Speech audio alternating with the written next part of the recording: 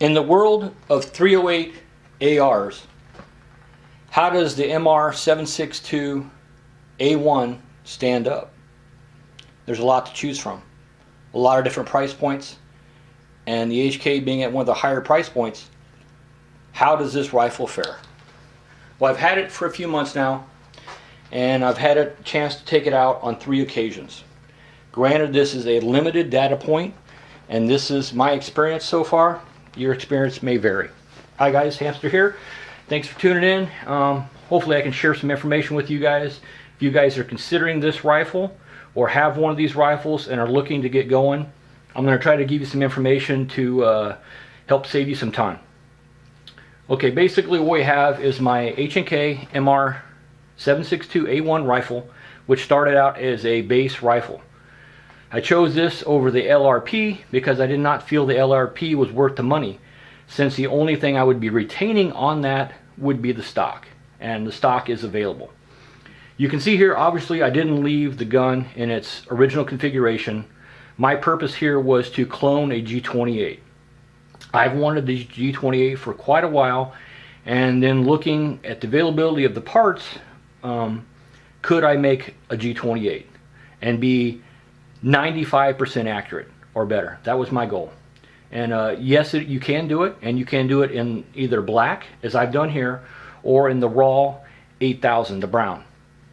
Only one item I was not able to attain in black, and that would be the sling mount.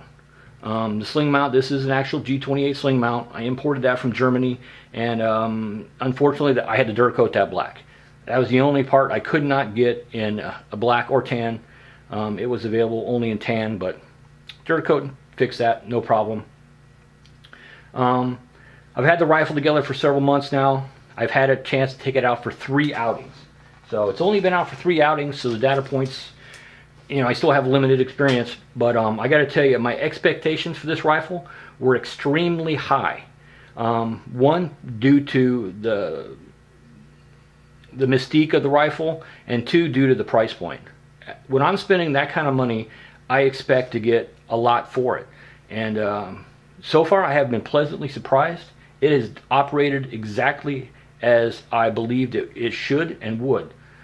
So far, no issues. We have had no mechanical issues on the 3 outings. The magazines work well. It chambers every round. It fires and ejects perfectly. The brass looks fantastic. The primer strikes are great. Ejection pattern, it ejects out at about 4 o'clock, and the rounds land about 6 to 8 feet from the rifle. The rifle is extremely easy to shoot. It handles very well, probably due to two considerations: being semi-automatic, and due to the overall weight of the rifle. It makes it very soft shooting, very quick on the follow-ups. So it's been a fantastic rifle so far. Let me see here. When it comes to ammunition choice, I had to choose what ammunition I was going to use in this rifle to get the maximum accuracy, because this is a designated marksman setup. Its intended goal, this is a precision rifle designed to shoot out to 800 yards. And given its limitations, that's what it's designed to do, to put very accurate fire out to 800 yards. It's got a 16.5-inch barrel. So what would work good in a 16.5-inch barrel with a 1 in 11 twist rate? That's right, it's got a 1 in 11 twist rate with a 16.5-inch barrel. I needed ammunition designed to go extremely precise accuracy, and something would work well with a twist rate of 1 in 11. And the ammunition I chose is basically the M852, which is basically commercially available also now as Federal Premium Gold Medal Match 168 grain. So I'm shooting 168 grain Sierra Match Kings. I'm using the Federal, which is basically a commercial equivalent of the M852, which was initially designed for marksmanship competition and then later adopted for wide-scale military use. It found to be extremely accurate at 300 and 600 meters. And this rifle, designed by HK to shoot out to 800 yards, this ammunition is well within, it's extremely accurate, and at that distance and in, outstanding choice. The gun absolutely loves it. It has no issues. It cycles this ammunition extremely well, zero issues, and accuracy has been extremely good. I've seen a lot of guys online shooting very small groups, and right out of the get-go, these things are shooting extremely accurate. Would I have the same results buying just a standard MR762 A1, not the LRAP, excuse me? Would I have the same results with just an off-the-shelf A1? And I got to say, yeah, I had the exact same results. Let me show you some of the. Targets here. This was the very first group fired at 100 yards. So this is a 3-shot group fired at 100 yards with the 168 grain Sierra Match King. You can see I'm slightly off target, but the group is fantastic. It's like a 0.3. All my groups, when I do my part, are under a ½ inch at 100 yards, which that's what I set this gun up with a 100 yard zero. So this rifle is zeroed at 100 yards, and this was the very first group that I fired at 100 yards. You can see here it was off target. I had another target on my target stand. I measured the distance with my reticle, how much I was low and left, made my adjustments, and then I fired the second group, and the second group was at another type of target that shows up. This was the second group I fired at 100 yards.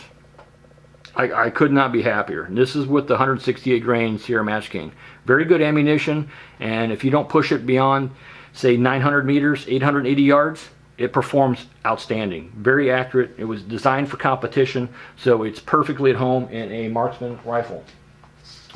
Then on another occasion on another outing, this was another group I fired right here, 168 grain Federal Match King. Right there, another day, same results. Okay, yeah, is every group look like that? No, I screw up sometimes. I'm human. This is a group right here, and I pulled the third shot. This was on another outing, so even when I screw up, I got a .865. That's still sub MOA. So that's still less than a 1-inch group when I screw up. When I'm doing what I'm supposed to be doing, they're under ½ inch. So far, extremely happy with it. So if you're thinking about getting one of these, I mean, the price considering, it's got a high price point, but you're also getting a very accurate rifle, a very high quality rifle, and the capability to clone and make a G28. I'm quite happy with the results. The rifle shoots extremely well and extremely accurate. I'll even share with you one of my cold bore shots. This was a cold bore shot right here. This was a cold and fouled bore. The barrel was fouled and put away fouled intentionally. I wanted to see what it would do on a fouled barrel on a cold bore shot, and it shoots a little low on the first and second shot. Third shot's right on the money. My next outing will be a cold bore with a clean bore, so it'll be cold and clean. This one was cold and fouled, so I got one more cold bore shot to do. I got to do cold and clean. My experience, clean bore typically seems to have more effect, at least on my Accuracy International, than fouled. And so I still got more work to do. I got some more outings, but so far everything's going extremely well. It's almost boring. The gun has no issues. You put the magazine in, you rack around, it goes bang every time. The trigger is a 2-stage trigger. The trigger is fantastic. It works great. The stock works good. Very comfortable behind the rifle. I'm able to jump in behind it very comfortably and operate it very comfortably. So could not be happier. Some little tips and tricks on things I did. You can see here some of the markings are almost gone or almost impossible to see, especially the ones on the front of the rifle with all the ugly safety markings. In doing the clone build, I wanted to make some of the markings go away, which these are not painted on, these are laser engraved, and what you're seeing is the actual raw aluminum, how it's been affected by the laser. So these will not come off with any kind of chemicals or cleaners. That's the aluminum, and that's what's left by the laser engraving. So some of the markings I wanted to make less noticeable. They won't go away, but you basically wind up with black letters on a black background. And how I did that was I used the Birchwood Casey Alumablack, and I used 2 applications of this with a Q-tip. I maxed off the area with masking tape where I didn't want the chemical to be applied, because this is an acid. I didn't know what it would do, so I used tape, and I taped off everything except for the area I wanted to apply. I did 2 applications of this and basically turned the white lettering black. The lettering is still there, can be seen, but it is very very discreet now, not so noticeable. So that's a couple of tricks I did. I had to Duracoat the sling mount, used the Birchwood Casey acid to turn some of the markings that I didn't want black. You can see here it is running the G28 identifying marks right there. That is not painted on. I actually looked long and hard, and I found a guy who does laser engraving and who can recreate the same font that's used by H&K, and that's actually laser engraved, and that's the exact same font and the same detail that you would have if you had an actual G28. So that's actually laser engraved, and the other markings have been darkened up to make them less noticeable. So that's some of the tricks I did to make my rifle more authentic. Some of the information: being only a 16.5-inch barrel, and I chose a 168 grain projectile because it's extremely accurate round, and I want this to be an extremely accurate rifle, and it's shooting sub MOA, like half MOA groups, which, I mean, typically you might get an out of the box bolt action rifle to shoot sub MOA, but the amount of money you would typically have to spend to get a half MOA gun, and how much work you would have, the amount of money would almost double to go from 1 MOA to half MOA. And so I can justify the price point of this rifle because I'm getting a half MOA gun. And if you shop around and getting a bolt action rifle or any rifle from any reputable manufacturer, when you start getting at half MOA or quarter MOA guns, the price goes up dramatically for that tiny bit more accuracy. So I think it's not that out of line. And to help you guys out, if you're looking to do some longer range shooting, I've had this out to 600 yards. So I've verified this data out to 600 yards. Okay, so the ammunition I used was the Federal Gold Metal Match 168 grain, which is the commercial equivalent of the M852, which is a competition marksman round. The velocity I got, I fired 4 10-round groups, and I used 2 different lots of the Federal Gold Metal Match. So 2 different lots, 4 10-round groups, and the average of those was, I got 2450 feet per second. So 2450 feet per second with the 168 grain Sierra Match King. I believe the BC on that is .462 offhand. So if you're looking to set up a dope sheet, here I'm going to let you guys get a little snippet here. So maybe you can do a screenshot of this. This is what I got right here, and I shot and verified up to 600 yards. I haven't had a location where I've been able to push it out to 800, so up to 600. These are what I've shot and had extremely good hits. I was at about 1800 feet and 80 degree temp day, and these are the readings that I dialed in, the come-ups on my optic, and this is what gave me good hits. And this, like I said, this gun has 100 yard zero. So if you're looking to set something up and you're looking to try the 168, this may get you up and going a lot quicker. So if you want to use the Federal Gold Metal Match and you want to try to come up with a range card and then verify off this should get you pretty dang close. The rifle should shoot fairly similar. So could not be happier so far. The Smith & Bender scope, this is the most expensive scope I have ever purchased. This is the nicest scope I have currently. I gotta say it is superior to my Night Force, but it is at a much higher price point. And I gotta say I really appreciate the higher magnification. My other optics are 10 and 15 power, and this going up to 22, I gotta say is a real pleasure. Having that extra magnification, I think really is a plus. So if you're looking to go longer ranges, I would say you need at least 14, 15 power minimum Can you do it with 10? Yeah, but you're going to struggle. It's going to be a lot harder. I mean, when I went from a 10 power optic to a 15, it was like night and day. And going from 15 to 22, just wow, huge difference in capabilities. But you know, the glass in this is exceptional. The field of view on 3 power, because this goes from 3 to 22, it's a front focal plane. Extremely nice. That's what HK picked to put on the G28.